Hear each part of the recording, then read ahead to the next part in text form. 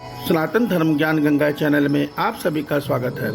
मेरे प्यारे कृष्ण भक्तों, आप सभी को जय श्री कृष्णा। श्री भगवान आप सभी का जीवन आनंदमय, मंगलमय, भक्तिमय तथा धर्म पथ पर अग्रसर करें, ऐसी मेरी श्री भगवान जी से प्रार्थना है। मेरे प्यारे कृष्ण भक्तों, सनातन धर्म ज्ञान गंगा चैनल में आज हम श्रीमद् भगवद गीता के अध्याय 4 के श्लोक 14 को सरल रूप में समझने का प्रयास भगवान श्री कृष्ण जी की कृपा से करते हैं। जय श्री कृष्णा। मेरे प्यारे कृष्ण भक्तों, श्रीमद् भगवद गीता के अध्याय 4 के श्लोक 14 में भगवान श्री कृष्ण जी कह रहे हैं कि हे अर्जुन, कर्मों के फल में मेरी से प्रिया अर्थात महत्वाकांक्षा नहीं है, इसलिए मुझे कर्म लिप्त नहीं करते। इस प्रकार जो मनुष्य मुझे तत्व से जान लेता है वह कभी कर्म फल बंधन में नहीं बंधता। मेरे प्यारे कृष्ण भक्तों, आज के श्लोक के सरल अर्थ को आइए हम भगवान श्री कृष्ण जी की कृपा से समझने का प्रयास करते हैं। जय श्री कृष्णा। मेरे प्यारे कृष्ण भक्तों, आज के अध्याय 4 के श्लोक 14 में भगवान श्री कृष्ण जी अर्जुन के माध्यम से हम सभी को यह रहस्य बता रहे हैं कि मैं ईश्वर रूप में जो कर्म करता हूँ उस कर्म में मुझे फल इच्छा की कोई महत्वाकांक्षा नहीं होती, इसलिए मुझे मेरे किए कर्म कभी कर्म फल बंधन में नहीं बांधते।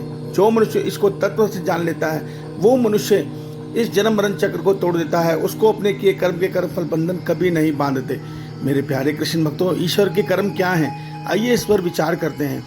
मेरे प्यारे कृष्ण भक्तों, हमारे वेद और हमारे शास्त्र और गीता कहती है कि इस सृष्टि के हर कारण का कारण केवल ईश्वर है, अर्थात हर मनुष्य के अंदर प्राण शक्ति ईश्वर है। हर मनुष्य जो प्राण वायु ले रहा है वो ईश्वर से ले रहा है। ईश्वर ने ही धरती को थामा हुआ है, ईश्वरी उर्वरक शक्ति बनके संसार को अन्न जल दे रहे हैं, तो जल की शक्ति भी ईश्वर है। ईश्वर ही सूर्य रूप में तप रहे हैं, अर्थात हर कर्म ईश्वर के जो हैं वो मनुष्य मानव मात्र के कल्याण के लिए हैं, सृष्टि की रचना के लिए हैं। वही देवताओं में प्राण शक्ति बनके, उनको जीवन दानी शक्ति बनके उनके द्वारा हमें संचालित कर रहे हैं। वायु की वायु शक्ति वो हैं, अग्नि की अग्नि शक्ति वो हैं, सूर्य की ज्वलन शक्ति वो हैं, जल में रस वो हैं, धरती की धारण शक्ति वो हैं, धरती की उर्वरक शक्ति वो हैं। तो ये सारे कर्म ईश्वर मानव मात्र के कल्याण के लिए कर रहे हैं कि ये जीवात्मा इस संसार में जन्म मरण चक्र को तोड़कर अपने स्वरूप को पहचान कर कर्मयोगी की भांति जीवन जीते हुए इसी महासर्ग में मोक्ष तक पहुँचे। इसीलिए भगवान सृष्टि की रचना करते हैं, मगर महाप्रलय तक अरबों जीवात्माएं नहीं पहुंच पाती मोक्ष तक, तो ईश्वर को दोबारा इस संसार की रचना अगले महासर्ग में करनी पड़ती है कि ये बची हुई जीवात्माएं हैं ये दोबारा कल्याण को प्राप्त हो। मगर हम मनुष्य अपने कामना के कारण, लोभ के कारण उनके संसार में हर युग में विकार उत्पन्न कर देते हैं, जिसके कारण हमारे ईश्वर को हर युग में अवतरित होकर आना पड़ता है। और वो हमारे लिए मत्स्य अवतार धारण करते हैं, कच्छप अवतार धारण करते हैं, वो हमारे लिए नरसिंह अवतार धारण करते हैं। क्यों?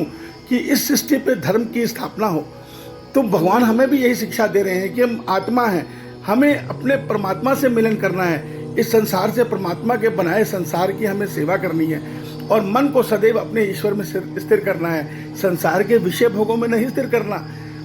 देखिए, हम जो संसार में पाने का प्रयास कर रहे हैं वो कब तक है? मृत्यु तक हमारे साथ है।